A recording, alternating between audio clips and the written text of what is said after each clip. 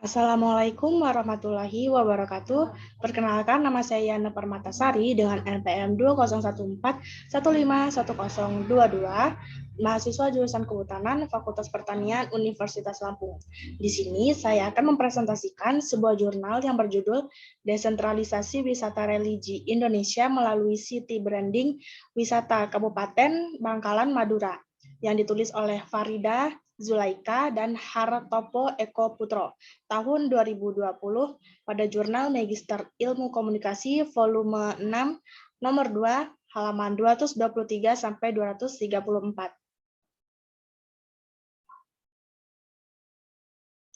Berikut ini merupakan daftar isi yang terdapat dalam presentasi kali ini.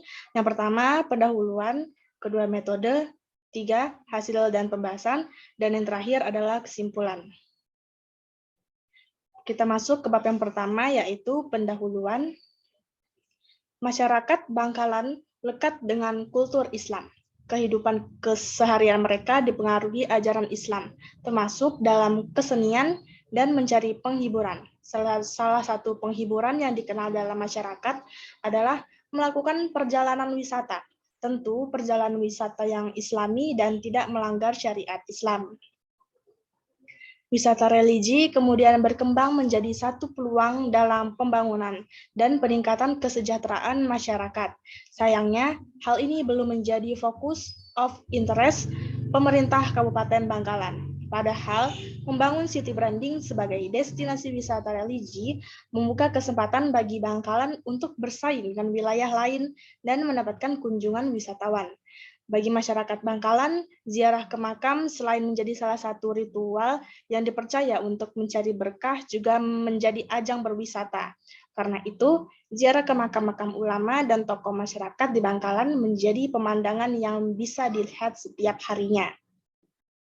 Objek wisata religi memiliki jangkauan yang sangat luas, mencakup lokasi mana saja yang dapat menawarkan suasana religiulitas kepada pengunjung dan menambah wawasan serta pengalaman spiritual. Religi atau keagamaan merupakan suatu sistem kebudayaan.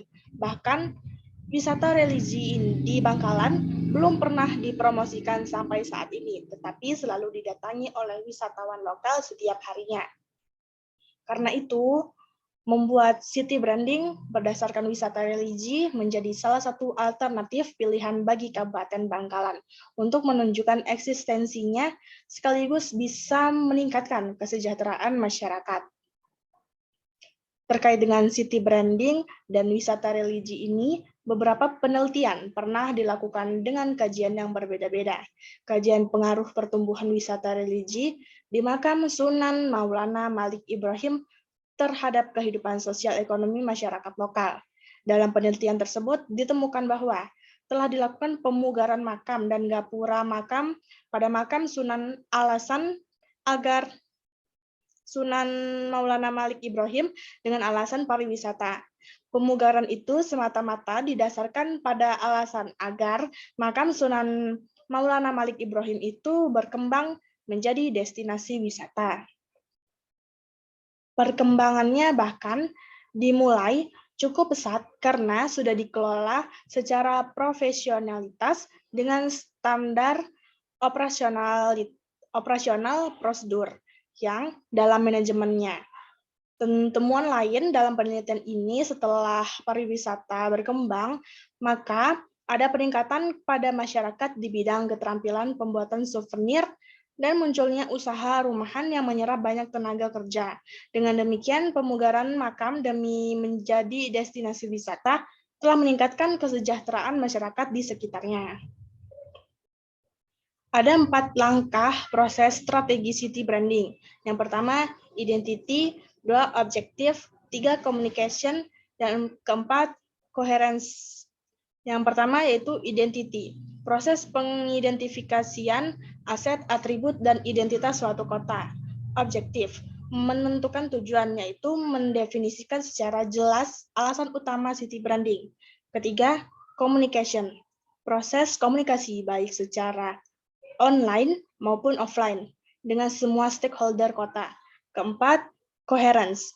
Proses implementasi yang memastikan secara segala bentuk program komunikasi dari suatu kota terintegrasi konsisten dan menyampaikan pesan yang sama.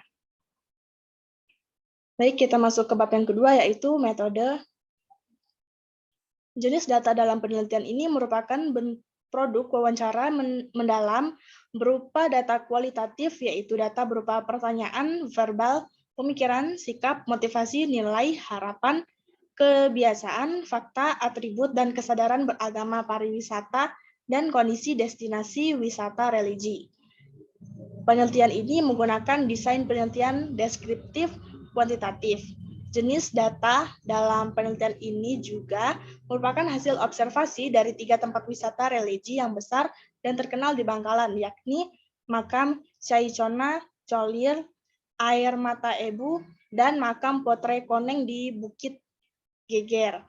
Objek penelitian dalam hal ini adalah brand wisata religi untuk Kabupaten Bangkalan, sedangkan subjek penelitian adalah destinasi wisata religi dan stakeholder yang relevan dengan wisata religi itu sendiri, seperti masyarakat setempat, kiai, dan pemerintah daerah. Kita masuk ke bab yang ketiga, yaitu hasil dan pembahasan. Fakta tentang kondisi kearifan lokal Bangkalan di mana masyarakat sangat religius dan taat beragama. Saat terasa hampir sendi-sendi kehidupan, hampir di semua ruas jalan terdapat masjid, kumandang ayat suci Al-Quran, juga terdengar masjid-masjid. Salah satu kepercayaan yang sampai saat ini masih dilakukan adalah ziarah ke makam para pendahulu. Karena itu, beberapa makam atau makam tokoh agama Bangkalan kemudian menjadi tujuan para penziarah. Data hasil penelitian menunjukkan terdapat beberapa makam yang tidak pernah sepi pengunjung, yaitu Parasehan Syai Hona, Cholil, Makam Syarifah Ambani, Air Mata Ebu, Situs Potrey Koneng, Bukit Geger. Ketiga destinasi tersebut selalu didatangi pengunjung dan buka 24 jam. Alasannya, karena pengunjung yang datang tidak mengenal waktu, bahkan tengah malam sekalipun. Pengunjung tidak hanya datang dari daerah-daerah tempat sekitar destinasi, tapi juga dari luar kota. Biasanya, para pengunjung akan berziarah ke makam, menunaikan sholat, dan melafalkan doa-doa. Karena itu, lokasi di dekat makam selalu ada ruangan untuk para perziarah berdoa. Bahkan dibangun masjid di dekat makam. Budaya ziarah makam ini mempunyai potensi untuk dikembangkan dan dijadikan branding sebagai kota ziarah dan membangun wisata religinya. Strength atau kekuatan sudah dikenal di Bangkalan dan sekitarnya, terutama di Madura. Destinasinya sudah ada, bahkan beberapa sudah dibangun fasilitasnya oleh pemerintah seperti area parkir. Sudah banyak pengunjung setiap harinya, seperti pasar-pasarnya sudah jelas ada. Sudah ada pengurusnya, seperti pengurus masjid, sehingga memungkinkan untuk diteruskan sambil dilakukan penguatan bidang manajemen, SDM, keuangan, lingkungan, dan lain-lain, sejalan dengan budaya dan kearifan lokal masyarakatnya. Weakness atau kelemahan belum dikenal di luar masyarakat Madura, sehingga belum dikunjungi oleh masyarakat di luar Madura. Penokohannya terlalu lokal Madura, sehingga agak sulit diangkat menjadi tokoh yang menasional dan menjadi tujuan ziarah masyarakat di luar Madura, seperti ziarah Wali Songo. Destinasinya tidak dikelola secara profesional, sehingga terkesan seadanya, kotor, dan tidak mengedepankan pelayanan dan kepuasan pengunjung. Opportunity atau peluang punya potensi yang dikembangkan sebagai menambahi kegiatan-kegiatan yang relevan dengan ziarah, kirim doa, dan semacamnya.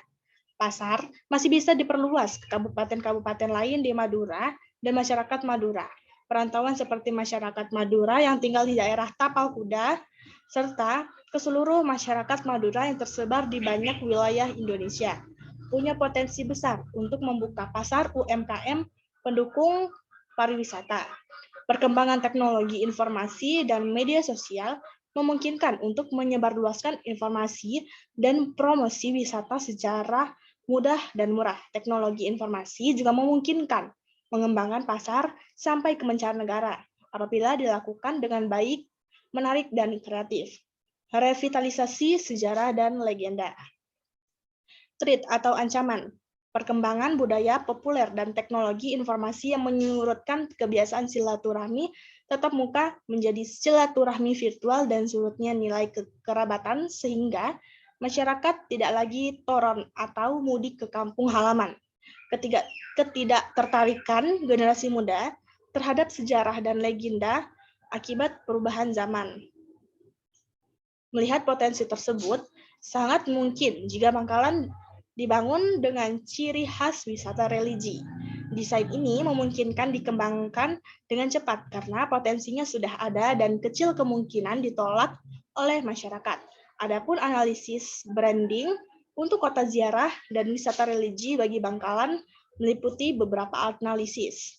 Aplikasi kegiatan agenda wisata seperti pengajian akbar yang teragendakan setiap tahun di setiap destinasi.